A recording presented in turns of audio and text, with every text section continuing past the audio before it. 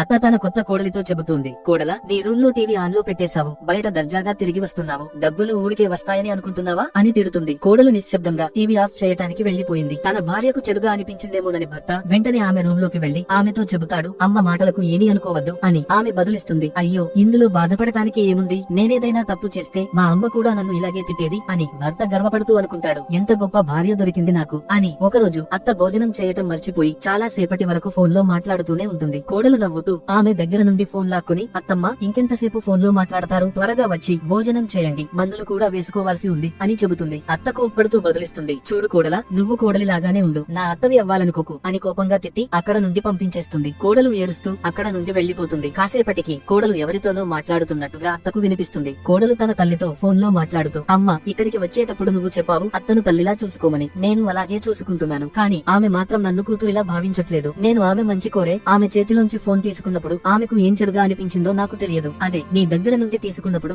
నా గురించి ఎంత ఆలోచిస్తావో అని సంతోషపడ్డావు. నాకీ రోజు అర్థమైందమ్మా. ఎంత ప్రయత్నించినా కోడలు ఎప్పుడూ కూతురు కాలేదని. 2 రోజులు ప్రయత్నిస్తాను, అప్పటికీ మారకపోతే నా నిర్ణయాలకు నేను స్వతంత్రురాలినే అని ఫోన్ పెట్టేస్తుంది. నీతి, పిల్లలు మాత్రమే కాదు, కొన్ని చోట్ల పెద్దవాళ్లు కూడా పిల్లలకు గౌరవాన్ని ఇవ్వాల్సి ఉంటుంది. నా మాటపై మీ అభిప్రాయాన్ని కామెంట్ చేసి తెలియజేయండి. ఈ వీడియో నచ్చితే ఒక లైక్ చేయండి.